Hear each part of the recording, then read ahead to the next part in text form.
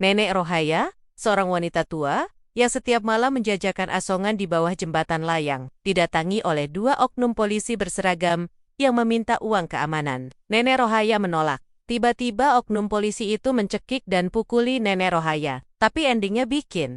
Assalamualaikum warahmatullahi wabarakatuh. Sebelum lanjut ke videonya, silakan tekan tombol like dan subscribe channel Story Kehidupan, serta tonton sampai akhir agar tidak ketinggalan cerita menarik lainnya.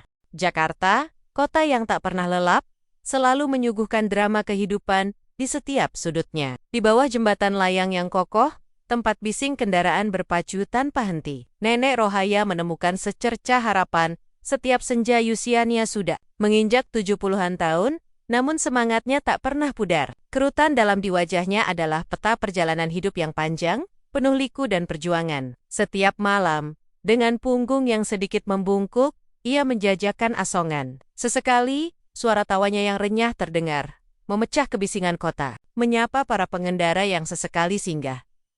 Nenek Rohaya bukan sekadar penjual asongan. Ia adalah simbol ketabahan. Di matanya yang sayu, terpancar kekuatan yang luar biasa. Ia tak pernah mengeluh. Meski penghasilannya seringkali hanya cukup untuk makan sehari, bahkan kadang tak lebih dari itu. Obat-obatan menjadi prioritas, sisanya ia sisihkan untuk kebutuhan yang sangat mendesak. Ia selalu percaya bahwa rezeki tak akan pernah tertukar. Dan setiap tetes keringatnya adalah berkah yang patut disyukuri. Dinginnya malam, asap knalpot, dan tatapan acuh tak acuh dari sebagian orang tak pernah sedikit pun menggoyahkan tekadnya. Ia adalah pohon rindang di tengah gurun beton, memberikan keteduhan bagi siapa saja yang mau melihat. Di sisi lain, tersembunyi di balik pilar-pilar jembatan, ada sepasang mata yang selalu mengamati Nenek Rohaya. Namanya Adi, seorang anak jalanan, berusia sekitar 12 tahun, yang telah lama menjadikan kolong jembatan sebagai rumahnya. Rambutnya kusam, pakaiannya lusuh, namun matanya memancarkan kecerdasan dan rasa ingin tahu yang besar. Adi tak pernah berani mendekat, hanya mengagumi. Darija, ia sering melihat Nenek Rohaya berbagi sedikit makanannya dengan kucing-kucing liar, atau tersenyum tulus kepada pengemis yang lewat. Ketabahan Nenek Rohaya adalah inspirasi baginya, sebuah mercusuar di tengah kegelapan hidupnya yang tak menentu. Adi sering membayangkan bagaimana rasanya memiliki semangat seperti Nenek Rohaya. Ia yang masih belia saja sering merasa putus asa. Namun Nenek Rohaya, dengan segala keterbatasannya, selalu tampak tegar. Setiap malam, sebelum Nenek Rohaya beranjak pulang, Adi akan memastikan ia aman. Ia tahu, dunia malam Jakarta menyimpan banyak bahaya, terutama bagi orang tua renta seperti Nenek Rohaya. Ia merasa terpanggil untuk melindunginya, meski hanya dari kejauhan, dalam diam, pada malam itu. Seperti malam-malam sebelumnya, Nenek Rohaya menggelar dagangannya. Lampu jalan yang rimeng-rimeng menyoroti wajahnya yang lelah, namun tetap memancarkan kihang. Beberapa pengendara motor berhenti, membeli rokok atau permen. Nenek Rohaya melayani mereka dengan senyum ramah, mengucapkan terima kasih atas setiap recehan yang ia terima. Adi, dari persembunyiannya, mengamati setiap gerak-gerik Nenek Rohaya. Ia melihat Nenek Rohaya menghitung uangnya dengan hati-hati, lalu menyimpannya di dalam kantong kain yang usang. Malam itu, sepertinya Nenek Rohaya mendapatkan sedikit lebih banyak dari biasanya. Sebuah kelegaan kecil menyelimuti hati Adi. Ia berharap, malam ini Nenek Rohaya bisa makan lebih baik, atau membeli obat yang lebih bagus. Namun, ketenangan itu tak berlangsung lama. Sebuah mobil patroli berhenti tak jauh dari tempat Nenek Rohaya. Berjualan, dua sosok berseragam keluar dari dalamnya. Jantung Adi berdegup kencang. Ia tahu, kehadiran mereka seringkali membawa masalah. Ia pernah melihat mereka meminta uang dari pedagang kaki lima lainnya dengan cara yang kurang menyenangkan. Adi mengeratkan pegangan pada tas kecilnya, bersiap untuk bersembunyi lebih dalam jika diperlukan. Ia hanya bisa berharap, malam ini, Nenek Rohaya akan baik-baik saja. Namun, firasat buruk mulai merayapi benaknya, seiring langkah kaki kedua oknum itu yang semakin mendekat ke arah Nenek Rohaya. Suasana malam yang tadinya damai, kini terasa mencekam. Remang-remang lampu jalan memperjelas siluet dua pria berseragam yang kini berdiri di hadapan Nenek Rohaya. Aura intimidasi terpancar kuat dari mereka, membuat suasana di bawah jembatan layang yang bising mendadak terasa sunyi bagi Nenek Rohaya. Ia merasakan getaran aneh di dadanya. Firasat buruk yang jarang sekali meleset. Dengan senyum yang dipaksakan, Nenek Rohaya menyapa. Ada yang bisa saya bantu, Pak? Suaranya bergetar tipis, berusaha menyembunyikan kecemasan yang tiba-tiba Mariopi, salah satu oknum, yang bertubuh lebih besar dan berwajah keras, melangkah maju. Nek, sudah tahu aturan di sini kan? Tanyanya dengan nada berat, matanya menyapu. Dagangan Nenek Rohaya, dengan tatapan meremehkan. Ini wilayah kami, ada uang keamanan yang harus dibayar. Kata-katanya menusuk, tanpa basi-bosi. Langsung pada intinya, Nenek Rohaya menelan ludah. Ia sudah sering mendengar cerita tentang uang keamanan ini dari pedagang lain, namun ia selalu berhasil menghindar. Ia tahu, uang itu adalah pungutan liar. Namun apa daya seorang wanita tua sepertinya? Maaf, Pak, jawab Nenek Rohaya pelan. Tangannya meremas ujung kain kebaya lusuhnya. Saya ini hanya jualan asongan. Penghasilan saya tidak seberapa. Hanya cukup untuk makan dan beli obat. Tidak ada uang lebih untuk itu. Ia menatap kedua oknum itu dengan tatapan memohon. Berharap ada sedikit belas kasihan di mata mereka. Namun, permohonan Nenek Rohaya tak sedikit pun melunakkan hati para oknum itu. Oknum yang satunya, yang lebih kurus namun tak kalah angkuh, menyeringai. Sinis. Alasan klasik, Nek, semua juga begitu, tapi kami tidak peduli. Aturan tetap aturan. Mau bayar, atau kami sita semua daganganmu. Ancamannya menggantung di udara, membebani pundak Nenek Rohaya yang ringkih. Air mata mulai menggenang di pelupuk mata Nenek Rohaya. Dagangan itu adalah segalanya baginya. Jika disita, ia tak tahu harus makan apa esok hari. Tolong, Pak, sanggap. Saya tidak punya apa-apa lagi. Uang yang saya dapat hari ini pun sudah saya sisihkan untuk obat. Saya sakit-sakitan, Pak. Lirih Nenek Rohaya. Suaranya tercekat. Ia mengangkat kedua tangannya, menunjukkan kekosongan di telapak tangannya, seolah ingin membuktikan bahwa ia memang tak memiliki apapun. Penolakan Nenek Rohaya justru memicu amarah kedua oknum itu. Wajah oknum yang bertubuh besar memerah. Berani-beraninya kau menolak kami. Hah, bentaknya, suaranya menggelegar di bawah jembatan. Tanpa peringatan, tangannya yang besar mencengkeram leher Nenek Rohaya. Cekikan itu begitu kuat, membuat Nenek Rohaya terkesiap, napasnya tercekat, matanya terbelalak, merasakan sakit yang luar biasa dan ketakutan yang merayap hingga ke sumsum tulang adi. Yang menyaksikan semua itu dari balik pilar, merasakan darahnya mendidih. Ia ingin berteriak, ingin berlari menolong Nenek Rohaya, namun tubuhnya seolah terpaku. Ketakutan mengikatnya erat. Ia hanya seorang anak kecil, tak berdaya di hadapan dua pria dewasa berseragam. Ia melihat Nenek Rohaya meronta. Tangannya berusaha melepaskan cekikan itu, namun tenaganya tak sebanding. Wajah Nenek Rohaya mulai membiru. Matanya memancarkan keputusasaan.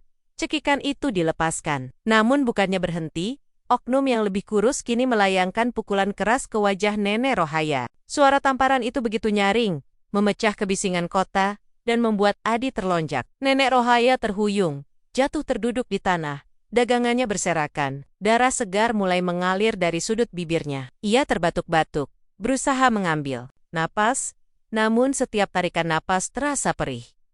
Kedua oknum itu hanya memandang Nenek Rohaya dengan tatapan dingin, tanpa sedikit pun rasa menyesal. Rasakan itu, Nek. Lain kali jangan coba-coba melawan, kata oknum yang lebih besar, lalu menendang dagangan Nenek Rohaya yang berserakan. Mereka tertawa sinis, seolah apa yang baru saja mereka lakukan adalah hal yang wajar. Sebuah tontonan yang menghibur. Setelah itu, mereka berbalik, masuk ke dalam mobil patroli, dan melaju pergi, meninggalkan Nenek Rohaya tergeletak lemah tak berdaya di bawah jembatan layang. Adi merasakan air mata mengalir di pipinya. Ia ingin berlari mendekat memeluk Nenek Rohaya, namun kakinya terasa lumpuh. Ia melihat Nenek Rohaya berusaha bangkit, namun tubuhnya terlalu lemah. Wanita tua itu hanya bisa terisak pelan, memegangi dadanya yang terasa nyeri. Malam itu, di bawah jembatan layang yang tak pernah tidur, sebuah kebrutalan telah terjadi, meninggalkan luka fisik dan batin yang mendalam, dan seorang saksi bisu yang terperangkap dalam ketakutan yang luar biasa. Detik-detik setelah mobil patroli menghilang dari pandangan, suasana di bawah jembatan layang terasa hening mencekam bagi Adi. Kebisingan kota seolah lenyap, digantikan oleh suara degup jantungnya yang berpacu kencang, dan isak tangis Nenek Rohaya, yang samar-samar, tubuhnya masih gemetar, terpaku di balik pilar beton yang dingin. Ia ingin berlari, menghampiri Nenek Rohaya, memastikan wanita tua itu baik-baik saja. Namun, kakinya terasa berat, seolah terpaku di tempat. Rasa takut yang luar biasa mencengkeramnya, melumpuhkan setiap niat baik yang bergejolak di dadanya. Adi melihat nenek Rohaya tergeletak di tanah, berusaha bangkit dengan susah payah. Tangannya gemetar saat ia mencoba meraih dagangannya yang berspek. Wajahnya pucat pasi, dan Adi bisa melihat jelas jejak darah di sudut bibirnya. Hati Adi terasa perih. Ia merasa tak berguna, seorang pengecut yang hanya bisa bersembunyi saat orang yang ia kagumi disakiti. Rasa bersalah itu menggerogoti, membuat napasnya terasa sesak. Ia ingin berteriak, memanggil bantuan, namun suaranya seolah tercekat di tenggorokan. Perlahan, nenek Rohaya berhasil duduk, punggungnya bersandar pada tiang jembatan. Ia memegangi dadanya, terbatuk-batuk, dan setiap batuknya terdengar menyakitkan. Adi bisa merasakan getaran kesedihan yang terpancar dari tubuh ringkih itu. Ia tahu, nenek Rohaya tidak hanya merasakan sakit fisik, tetapi juga luka batin yang mendalam. Harga dirinya diinjak-injak, kepercayaannya pada kebaikan manusia terkoyak. Malam itu, nenek Rohaya bukan hanya kehilangan sedikit uang atau dagangannya, ia kehilangan sebagian dari semangatnya. Adi menunggu. Ia menunggu hingga nenek Rohaya berhasil mengumpulkan sisa kekuatannya. Ia melihat wanita tua itu memunguti dagangannya satu persatu. Meski tangannya gemetar, beberapa bungkus rokok dan permen sudah hancur terinjak, tak bisa lagi dijual. Nenek Rohaya hanya bisa menghela napas panjang, tatapan matanya kosong. Ia kemudian merapikan kain kebaya yang kotor, mencoba menutupi luka di bibirnya dengan ujung selendang. Setelah beberapa waktu, nenek Rohaya berhasil berdiri. Langkahnya gontai, tubuhnya terlihat sangat lemah. Ia berjalan perlahan, menjauhi tempat kejadian, menghilang dalam kegelapan malam Jakarta. Adi tetap di tempatnya, membiarkan nenek Rohaya pergi. Ia tahu, nenek Rohaya butuh waktu sendiri, butuh tempat untuk menyembunyikan lukanya. Ia juga tahu, jika ia muncul sekarang, ia hanya akan menambah beban nenek Rohaya. Malam itu, Adi tak bisa tidur. Bayangan kekerasan yang ia saksikan terus berputar di benaknya. Wajah nenek Rohaya yang kesakitan, cekikan yang kuat, pukulan yang kejam, dan tawa sinis para oknum itu. Semua itu membekas, menjadi mimpi buruk yang menghantuinya. Ia merasa marah, sangat marah pada ketidakadilan yang ia lihat. Ia ingin membalas, ingin berteriak kepada dunia tentang apa yang telah terjadi. Namun, ia hanyalah seorang anak jalanan, tanpa suara, tanpa kekuatan. Siapa yang akan percaya padanya? Siapa yang akan melindunginya jika ia berbicara? Ketakutan itu lebih kuat dari amarahnya. Ia takut pada seragam itu, pada kekuasaan yang mereka miliki. Ia takut jika ia berbicara, nasibnya akan sama seperti nenek Rohaya, atau bahkan lebih buruk. Ia telah hidup di jalanan cukup lama untuk tahu bahwa dunia ini kejam, dan keadilan seringkali hanya milik mereka yang punya kekuatan. Adi memutuskan untuk bungkam. Ia akan menyimpan rahasia ini ropet-ropet di dalam hatinya. Ia akan menjadi saksi bisu, berharap suatu hari nanti, kebenaran akan menemukan jalannya sendiri. Namun, keputusan untuk bungkam itu juga membawa beban yang berat.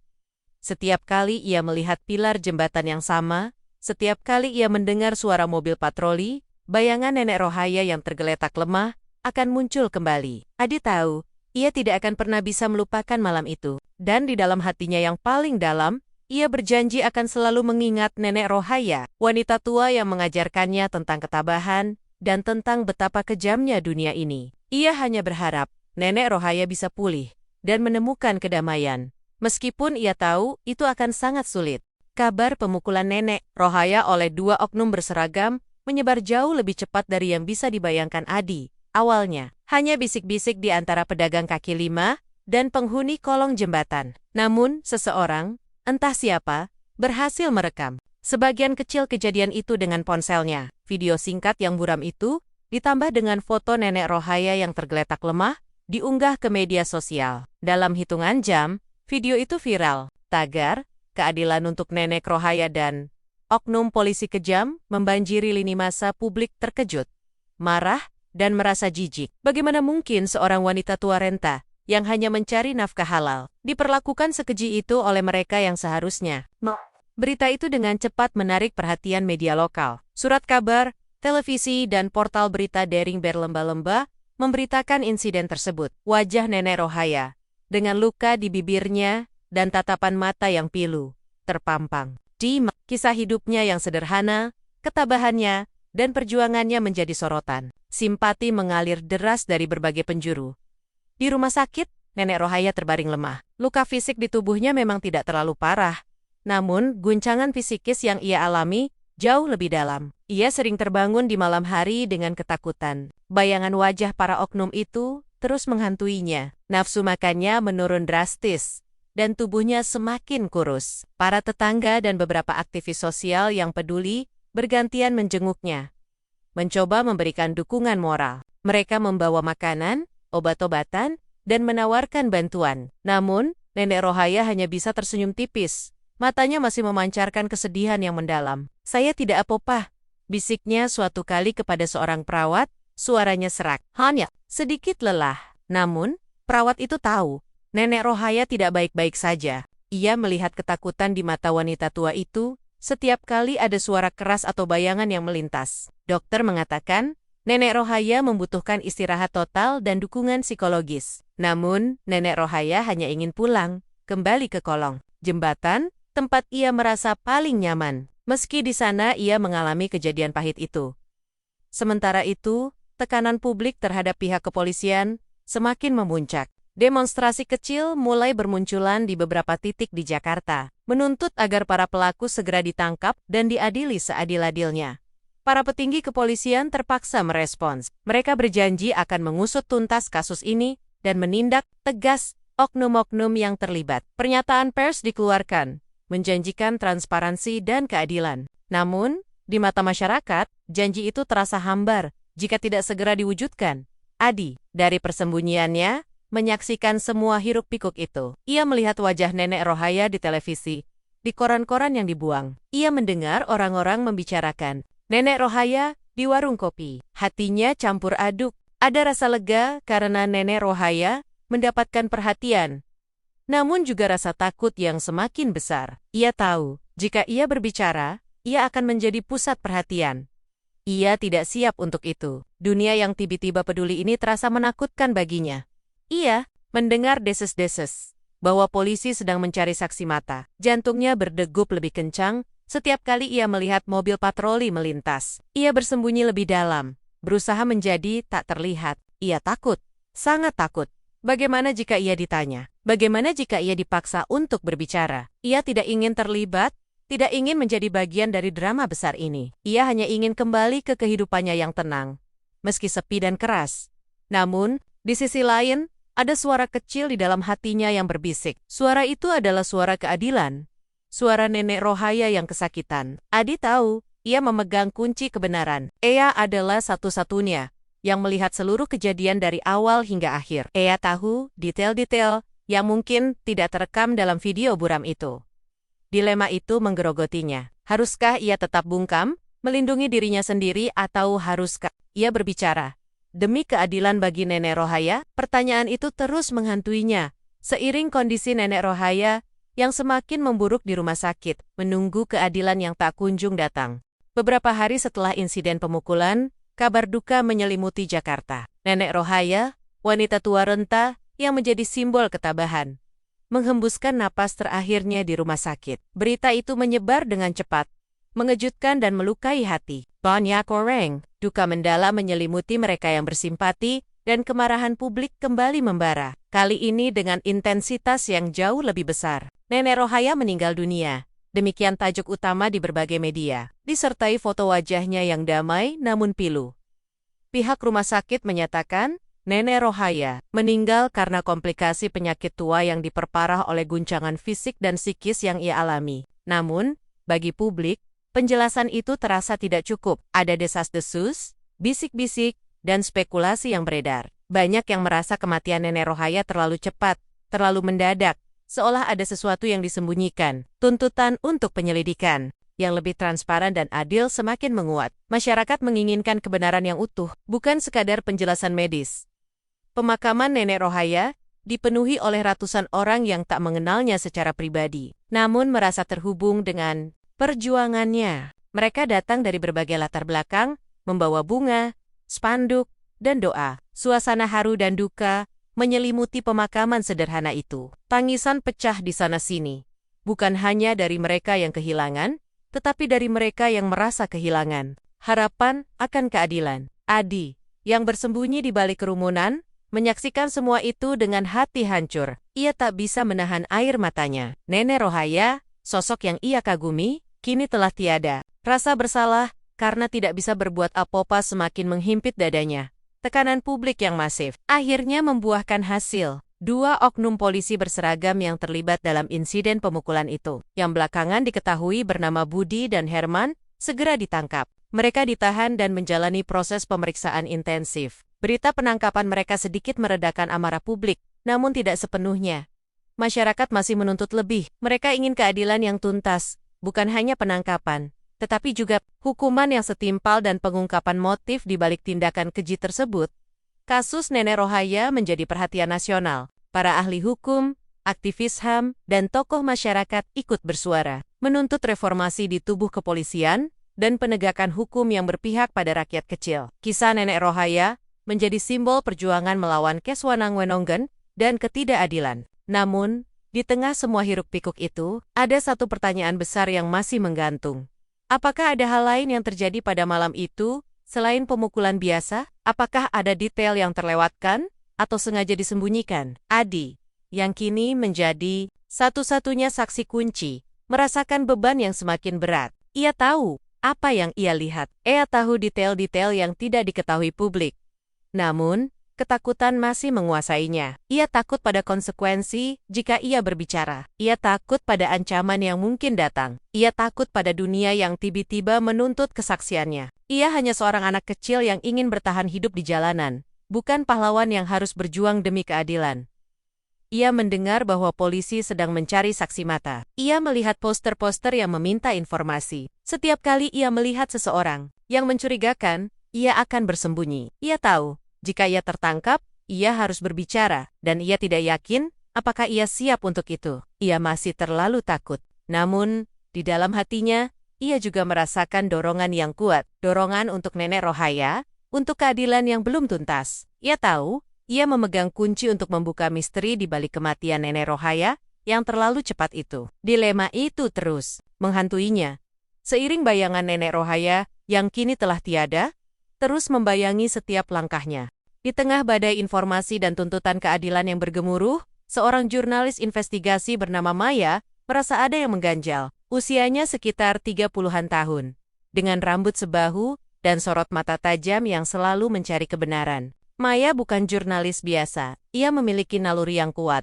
Seringkali bisa mencium aroma ketidakberesan di balik berita-berita yang tampak biasa. Kasus Nenek Rohaya, meskipun telah ramai diberitakan dan para pelaku telah ditangkap, terasa belum tuntas baginya. Ada kepingan puzzle yang hilang, sebuah lubang hitam dalam narasi yang disajikan kepada publik. Maya mulai menyelidiki. Ia membaca setiap artikel, menonton setiap siaran berita, dan mendengarkan setiap komentar publik. Ia mengunjungi kolong jembatan, tempat kejadian, mencoba merasakan atmosfer malam itu. Ia berbicara dengan para pedagang kaki lima di sekitar lokasi, mencari informasi sekecil apapun. Beberapa dari mereka bercerita tentang seorang anak jalanan yang sering terlihat di sekitar. Nenek Rohaya, seorang anak yang selalu mengamati dari jauh. Informasi itu bagai percikan api di benak Maya. Anak jalanan, gumamnya. Mungkin dia melihat sesuatu. Naluri Maya mengatakan, kematian Nenek Rohaya yang begitu cepat setelah insiden pemukulan itu terlalu kebetulan. Meskipun dokter menyebutkan komplikasi penyakit tua, Maya merasa ada faktor lain yang mungkin belum terungkap. Ia curiga ada detail kejadian yang lebih brutal. Atau mungkin ada ancaman yang diterima Nenek Rohaya setelah kejadian, yang memperparah kondisi psikisnya hingga berujung pada kematian. Ia percaya, kebenaran sejati masih tersembunyi di balik ketakutan dan kebungkaman. Pencarian Maya terhadap anak jalanan itu dimulai. Ia menghabiskan berhari-hari menyusuri kolong jembatan, gang-gang sempit, dan tempot-tempot kumuh di sekitar lokasi kejadian. Ia berbicara dengan anak-anak jalanan lainnya, menawarkan makanan dan minuman, mencoba membangun kepercayaan. Awalnya, ia hanya mendapatkan tatapan curiga dan jawaban yang tak jelas. Anak-anak jalanan terbiasa hidup dalam bayang-bayang, takut pada orang dewasa, terutama mereka yang terlihat berkuasa seperti jurnalis. Namun, Maya tidak menyerah. Ia tahu, Jika anak itu benar-benar ada dan melihat sesuatu, kesaksiannya akan menjadi kunci. Ia terus bertanya, terus mencari, hingga suatu sore, seorang anak kecil memberitahunya tentang Adi. Seorang anak yang sering tidur di dekat pilar jembatan, dan yang selalu memperhatikan nenek Rohaya. Nama itu terukir di benak Maya. Ia merasa semakin dekat dengan kebenaran. Maya memutuskan untuk mengubah strateginya. Ia tidak lagi datang dengan membawa buku catatan atau kamera. Ia datang sebagai seorang teman, seorang yang peduli. Ia membawa makanan, berbagi cerita, dan duduk diam di antara anak-anak jalanan, mencoba memahami dunia mereka. Perlahan, ia mulai mendapatkan sedikit kepercayaan. Ia mendengar cerita-cerita tentang kerasnya hidup di jalanan, tentang mimpi-mimpi yang sederhana, dan tentang ketakutan yang selalu menghantui. Hingga suatu malam, saat ia sedang duduk di bawah jembatan, ia melihat seorang anak laki-laki kurus dengan mata yang tajam, duduk menyendiri di kejauhan. Anak itu tampak gelisah, sesekali melirik ke arahnya. Maya merasakan sebuah koneksi. Ia yakin, itu adalah Adi. Ia tidak langsung mendekat. Ia tahu, pendekatan yang salah bisa membuat anak itu lari. Ia hanya tersenyum tipis, mencoba menunjukkan bahwa ia tidak berbahaya. Adi, yang selama ini bersembunyi dari siapapun yang mencari informasi, merasakan kehadiran Maya yang berbeda. Wanita itu tidak seperti polisi, tidak seperti orang-orang media, yang datang hanya untuk mencari berita, lalu pergi. Wanita itu tampak tulus, sabar, dan pengertian. Namun, ketakutan masih terlalu besar. Ia telah berjanji pada dirinya sendiri untuk bungkam. Ia telah melihat apa yang terjadi pada nenek Rohaya, dan ia tidak ingin mengalami hal yang sama. Dilema itu kembali menghantuinya. Di satu sisi, ia ingin keadilan bagi nenek Rohaya. Di sisi lain, ia ingin melindungi dirinya sendiri. Maya Seng, jurnalis, kini menjadi satu-satunya harapan untuk membuka tabir kebenaran. Namun ia harus melewati dinding ketakutan Adi yang sangat tebal. Maya tahu, mendekati Adi bukanlah perkara mudah. Anak itu seperti bayangan. Selalu menghindar, selalu waspada. Setiap kali Maya mencoba mendekat, Adi akan menghilang di antara keramaian atau bersembunyi di balik kegelapan. Maya tidak menyerah. Ia terus datang ke kolong jembatan, membawa makanan, dan sesekali meninggalkan bungkusan kecil berisi roti atau minuman di tempat yang sering Adi singgahi. Ia ingin membangun jembatan kepercayaan, perlahan, tanpa paksaan. Suatu sore, saat hujan deras mengguyur Jakarta, Maya melihat Adi meringkuk kedinginan di bawah terpal usang. Tanpa ragu, Maya mendekat, menawarkan jaketnya. Adi menatapnya dengan mata curiga, namun rasa dingin dan kelaparan mengalahkan ketakutannya. Ia menerima jaket itu, dan untuk pertama kalinya, mereka duduk berdekatan dalam diam. Hanya suara hujan. Yang, Maya tidak bertanya apa-apa tentang nenek Rohaya. Ia hanya berbicara tentang hal-hal ringan, tentang cuaca, tentang makanan. Mencoba membuat Adi merasa nyaman. Kehadiran Maya yang konsisten mulai melunakkan hati Adi. Ia mulai tidak terlalu menghindar. Sesekali, ia akan menerima makanan dari Maya, atau bahkan tersenyum tipis. Maya memanfaatkan momen-momen itu untuk perlahan-lahan menyentuh topik nenek Rohaya, namun selalu dengan hati-hati. Kau sering melihat nenek Rohaya ya? Tanyanya suatu hari, dengan nada lembut. Adi hanya mengangguk pelan, matanya menunduk. Dia wanita yang baik, lanjut Maya, mengamati reaksi Adi. Banyak orang sedih sekali saat dia pergi. Adi tidak menjawab, namun Maya bisa melihat getaran di tubuhnya. Ia tahu, Adi merasakan hal yang sama. Ada banyak pertanyaan tentang kematian nenek Rohaya, Adi. Kata Maya lagi, suaranya penuh empati. Banyak yang merasa, ada yang tidak beres, kau tahu sesuatu? Mendengar pertanyaan itu, tubuh Adi menegang. Ia teringat kembali malam kelabu itu.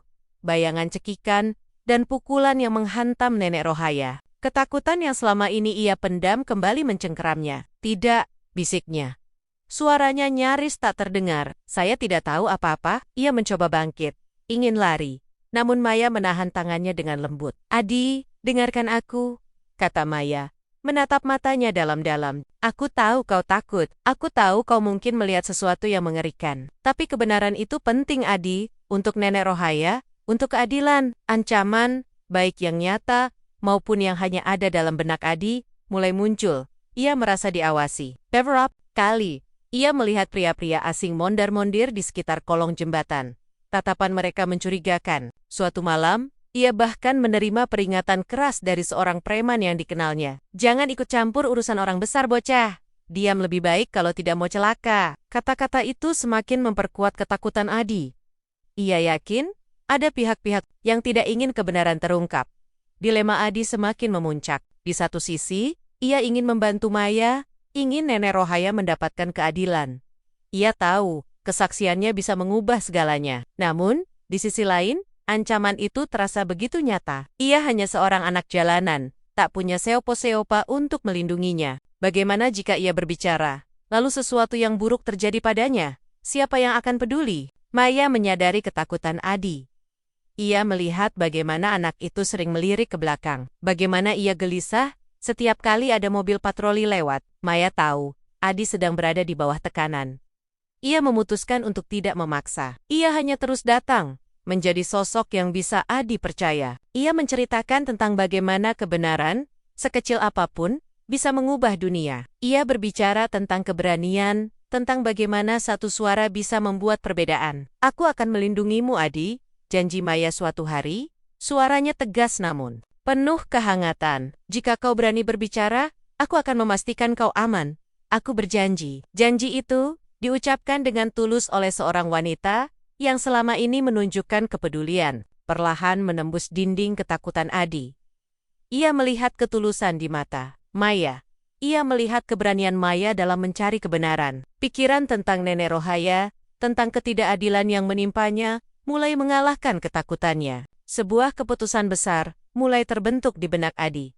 Ia tahu, ini adalah risiko besar, namun juga satu-satunya cara untuk memberikan kedamaian bagi Nenek Rohaya, dan mungkin juga bagi dirinya sendiri. Malam itu, di bawah rembulan yang pucat, Adi menatap Maya. Dan untuk pertama kalinya ia mengganggok, sebuah isyarat yang akan mengubah segalanya. Anggukan kepala Adi adalah gerbang menuju kebenaran yang selama ini terkunci rapat. Maya merasakan jantungnya berdebar kencang. Ia tahu, momen ini adalah titik balik dalam kasus Nenek Rohaya. Dengan hati-hati, ia membawa Adi ke sebuah tempat yang aman, sebuah kafe kecil yang sepi di pinggir kota, jauh dari keramaian kolong jembatan. Di sana, di bawah cahaya lampu yang temaram, Maya menyiapkan rekaman suara dan buku catatan. Ia menatap Adi dengan tatapan meyakinkan. Kau siap, Adi? Ingat, aku bersamamu. Adi menarik napas dalam-dalam, berusaha mengusir ketakutan yang masih bergelayut. Ia memejamkan mata sejenak, membayangkan wajah Nenek Rohaya yang tersenyum, lalu wajahnya yang kesakitan. Dorongan untuk keadilan mengalahkan segalanya. Ia membuka matanya, menatap Maya, dan mulai bercerita. Suaranya awalnya pelan, bergetar, namun seiring dengan setiap kata yang keluar, suaranya menjadi lebih kuat, lebih jelas. Malam itu, saya melihat semuanya, Kak Maya. Adi memulai. Tangannya meremas ujung bajunya. Dua orang polisi itu, datang, mereka minta uang keamanan. Nenek Rohaya bilang tidak punya. Lalu mereka marah. Adi berhenti sejenak, menarik napas dalam-dalam, seolah menghirup kembali udara malam yang mencekam itu. Salah satunya, yang badannya besar, dia langsung mencekik Nenek Rohaya. Kuat sekali, Kak. Nenek Rohaya sampai tidak bisa bernapas. Maya mendengarkan dengan saksama, mencatat setiap detail. Air mukanya mengeras, mendengar kekejaman yang diceritakan Adi. Lalu apa lagi? Adi, tanyanya lembut, mendorong Adi untuk melanjutkan. Setelah dicekik, Nenek Rohaya jatuh. Terus, yang satu lagi, yang kurus, dia menendang Nenek Rohaya. Cuma sekali, Kak. Dia menendang beberapa kali di perut Nenek Rohaya. Terus mereka tertawa. Mereka bilang, rasakan itu, Nek. Lain kali, jangan coba-coba melawan. Suara Adi tercekat.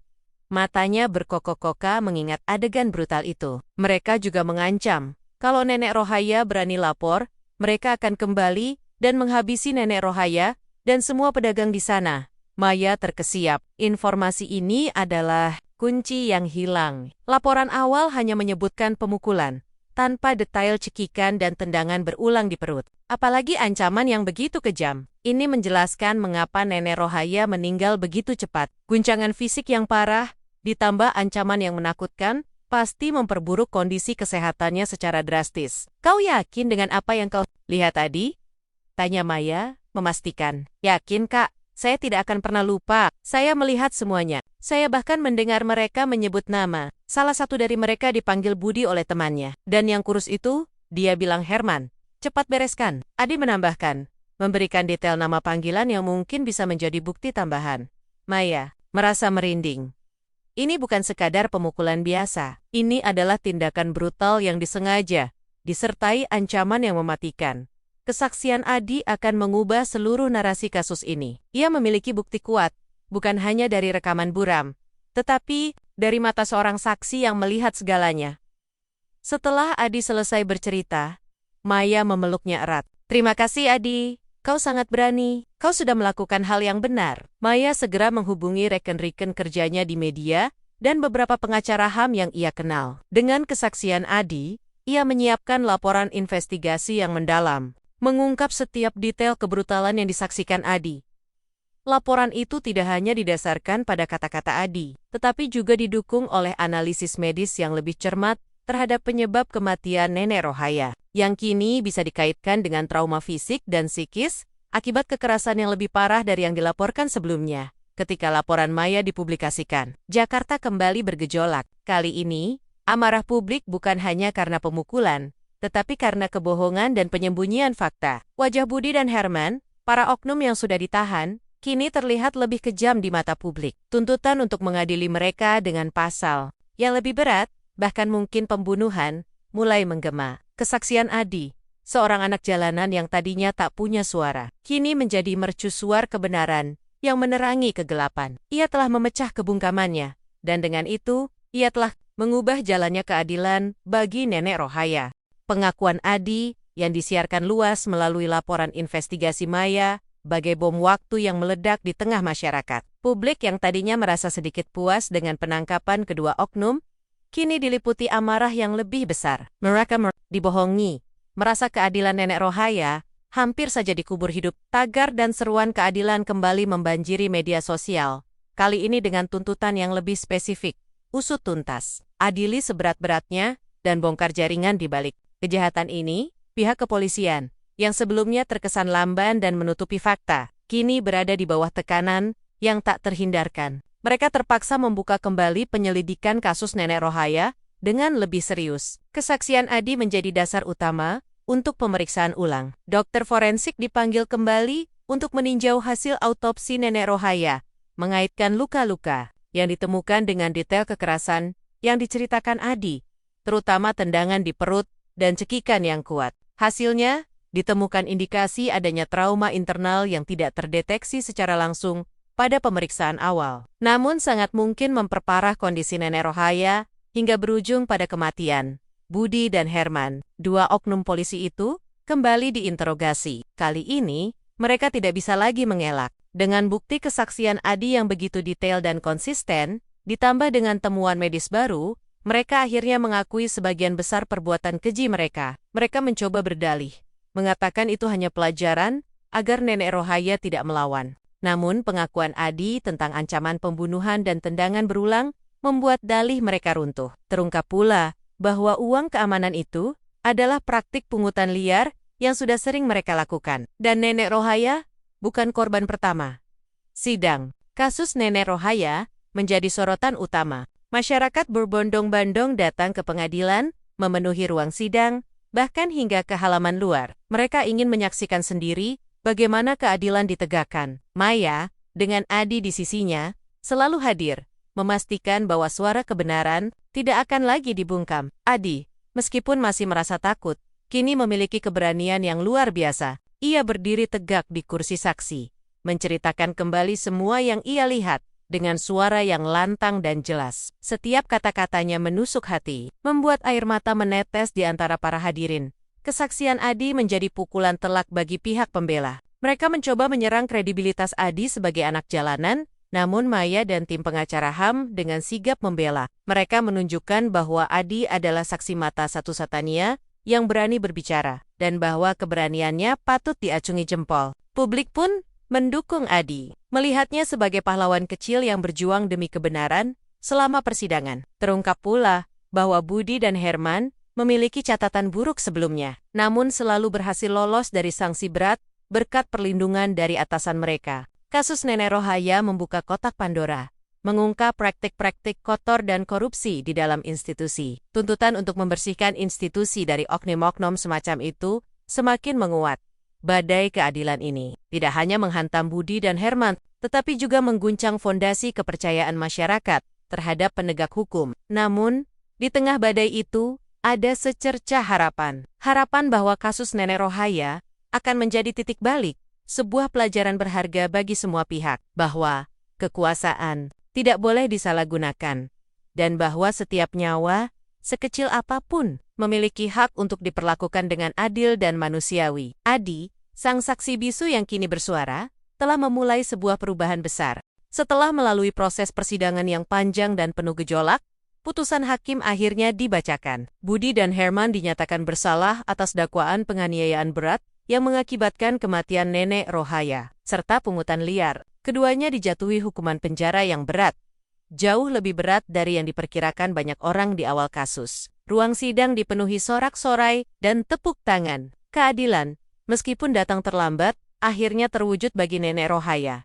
Bagi Adi, putusan itu adalah sebuah kelegaan yang luar biasa. Beban yang selama ini menghimpit dadanya seolah terangkat. Ia menatap Maya, yang tersenyum hangat kepadanya. "Kita berhasil, Adi," bisik Maya. Matanya berkaca-kaca. Adi mengangguk.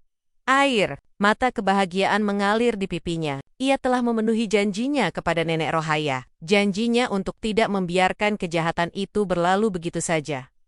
Kasus Nenek Rohaya menjadi pelajaran berharga bagi seluruh bangsa. Institusi kepolisian berkomitmen untuk melakukan reformasi internal, membersihkan diri dari oknum-oknum yang mencoreng nama baik mereka. Program-program pelatihan etika dan peningkatan pengawasan diperketat. Masyarakat pun menjadi lebih berani untuk melaporkan praktik-praktik pungutan liar dan penyalahgunaan wewenang. Kisah Nenek Rohaya menjadi pengingat bahwa suara rakyat kecil pun memiliki kekuatan untuk mengguncang tirani. Hidup Adi tidak lagi sama. Ia tidak lagi menjadi anak jalanan yang penakut dan tak punya arah. Setelah persidangan, Maya dan beberapa aktivis sosial menawarkan bantuan kepadanya. Adi kini tinggal di sebuah panti asuhan yang layak, mendapatkan pendidikan, dan memiliki kesempatan untuk meraih masa depan yang lebih baik. Ia tidak lagi harus tidur di kolong jembatan, tidak lagi harus kelaparan. Namun, ia tidak pernah melupakan asal-usulnya, dan ia selalu mengingat Nenek Rohaya. Adi sering mengunjungi makam Nenek Rohaya, membawa bunga sederhana, dan membersihkan nisannya. Ia akan bercerita tentang kehidupannya yang sekarang, tentang sekolahnya, tentang tumenmen barunya. "Nenek, keadilan sudah datang," bisiknya suatu kali. Nenek bisa tenang sekarang. Ia tahu, Nenek Rohaya mungkin tidak mendengarnya. Namun itu adalah cara Adi untuk mengenang dan menghormati wanita tua yang telah mengubah hidupnya. Maya, sang jurnalis, terus melanjutkan perjuangannya. Kasus Nenek Rohaya semakin mengukuhkan reputasinya. Sebagai jurnalis investigasi yang gigih dan berani, ia terus menyuarakan kebenaran, membela mereka yang tertindas, dan menjadi mata serta telinga bagi masyarakat. Ia dan Adi tetap menjalin hubungan yang erat, seperti keluarga. Maya sering menjenguk Adi di panti asuhan, memberikan dukungan dan motivasi. Cahaya di ujung terowongan itu akhirnya terlihat, bukan hanya bagi Adi, tetapi bagi banyak orang yang selama ini merasa putus asa terhadap keadilan. Kasus Nenek Rohaya mengajarkan bahwa meskipun kegelapan bisa sangat pekat, selalu ada secercah harapan yang bisa ditemukan jika ada keberanian untuk bersuara. Dan ada tengen-tengen yang tulus untuk membantu menerangi jalan. Kisah Nenek Rohaya, wanita tua renta yang meninggal karena kebrutalan, kini dikenang bukan sebagai korban, melainkan sebagai simbol perjuangan dan kemenangan keadilan. Dan Adi, sang saksi bisu yang berani bersuara, adalah bukti nyata bahwa satu suara kecil pun bisa menciptakan riak besar yang mengubah dunia.